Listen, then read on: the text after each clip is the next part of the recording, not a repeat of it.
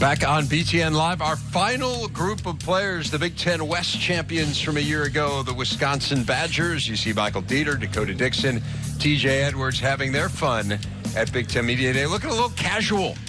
The bottom half there, fellas. Man. TJ looks casual. He looks good. I think me and Dakota look just fine. They didn't tell me they'd be showing, he's bro. got going.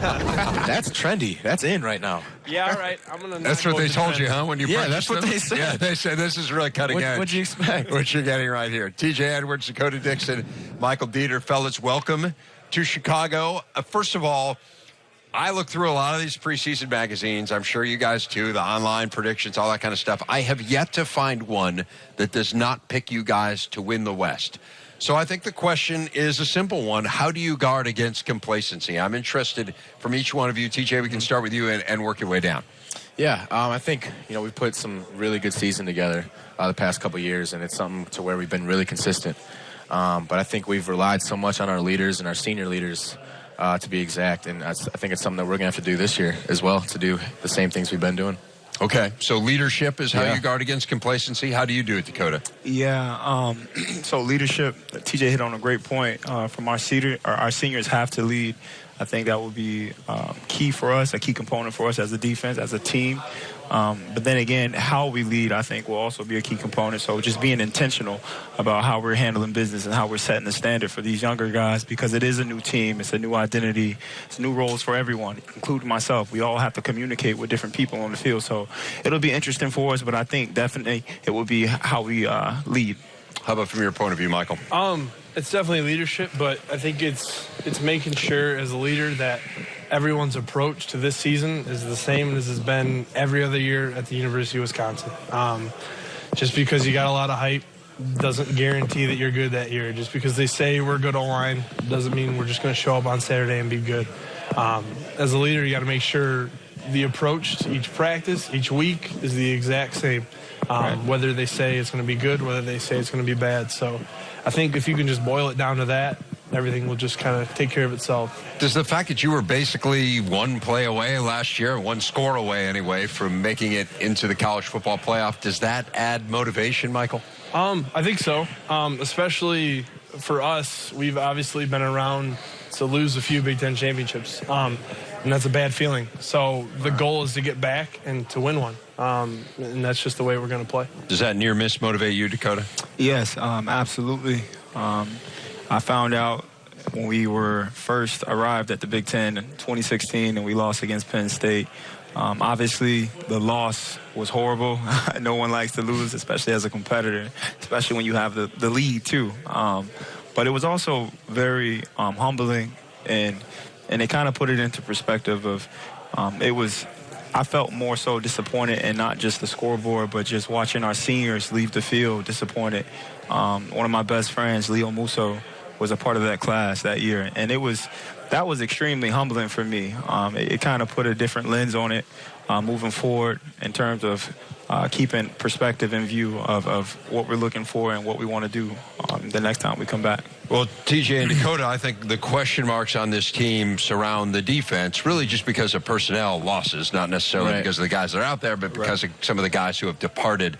So give us a sense of how this defense can be at the level where you have been now for several years, really the entire time you guys have been there, as a truly elite defense and one of the best in America. Yeah, I think, this year's exciting for us, and me and Dakota specifically. We've been a part of some really good defenses, and now we have some fresh juice in there. Some guys we haven't seen play, some guys that are eager to start those new roles. So it's going to be a really fun fall camp to see how that shapes. But I don't think the expectations will change at all. Who are some of those guys you think can step up?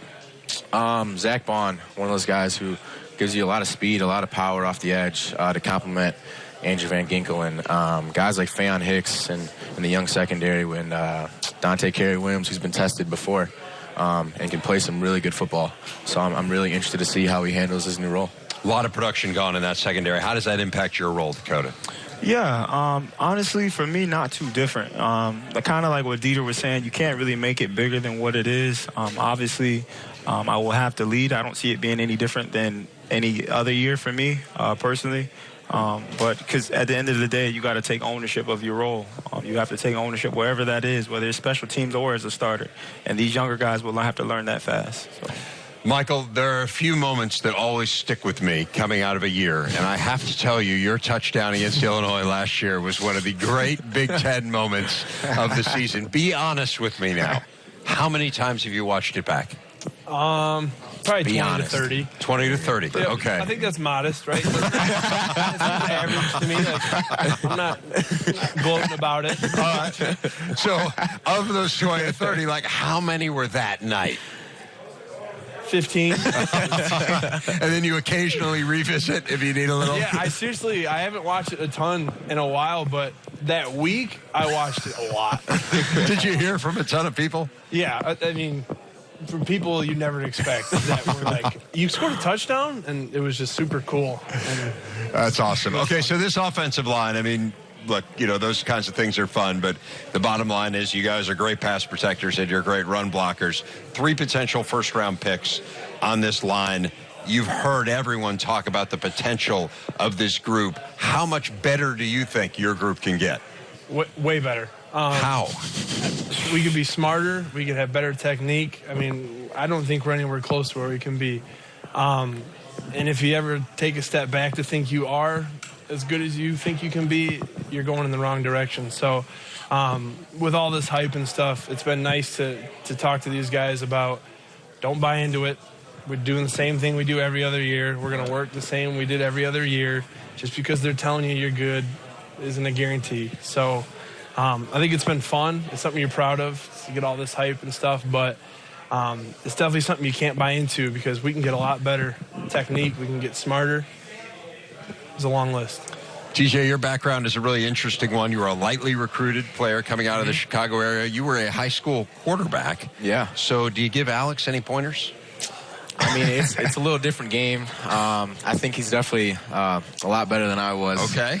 I've been, asking Coach Chris every once in a while, like, let's get a package or something. If Deiter can get a touchdown pass, I got to be able to throw one. I mean, hello. So we're working on it still.